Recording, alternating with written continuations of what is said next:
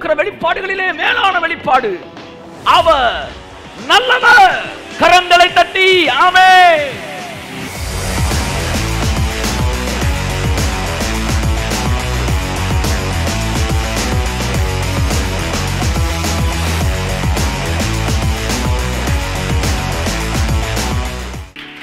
அவருடைய வசனமே சகலத்தையும் புதிதாக்குகிறது. வியாதிகள் அல்ல, வேதனைகள் அல்ல. அப்ப தேவன் எப்படி மனுஷனை கைட் பண்றார்? சங்கீதம் 38 நினைக்கிறேன்.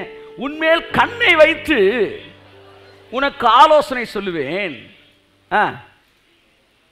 நீ நடக்க வேண்டிய வழியை உனக்கு எடுத்துட்டியாமா?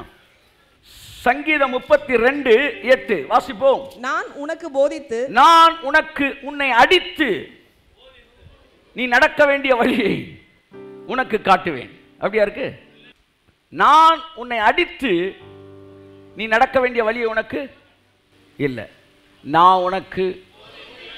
ஆஹா, உங்க பிள்ளை ஃபேனுக்குள்ள கையை வச்சுக்கிட்டே இருக்கு, விளையாண்டுக்கிட்டே இருக்கு, king king king king king கிங்னு.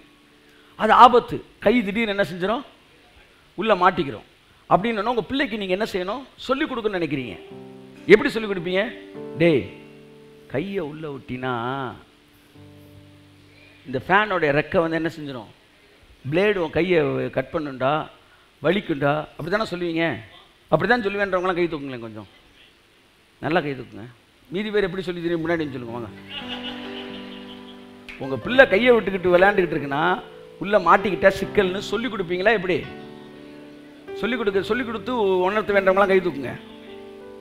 சரி,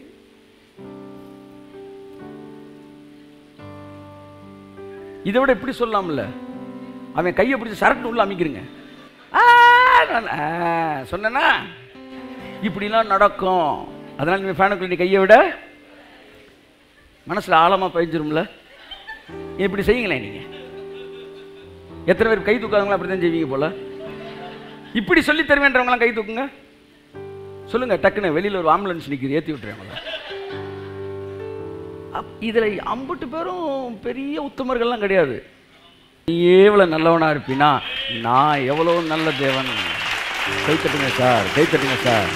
பொல்லாதவனாகிய நீ உன் பிள்ளைக்கு நல்ல ஈவுகளை கொடுக்க அறிந்திருக்கும் போது பரலோகத்தில் இருக்கிற உங்கள் பரமபிதா நன்மையானவைகளை தருவது அதிக நிச்சயம் அல்லவா? தேவன் நல்லவர் என்கிற வெளிப்பாட்டுக்கு எதிராக எவ்வளவு பெரிய ஆள் பிரசங்கம் பண்ணாலும் அதை கிழித்து குப்பையில் எறியுங்கள். கர்த்தர் நல்லவர் என்கிற வெளிச்சத்துக்கும் வெளிப்பாட்டுக்கு எதிராய் தீர்க்க தரிசனங்களை வந்தாலும் கிழித்தெறியுங்கள். இருக்கிற வெளிப்பாடுகளிலே மேலான வெளிப்பாடு. அவர் நல்லவர். கரங்களை தட்டி ஆமென்.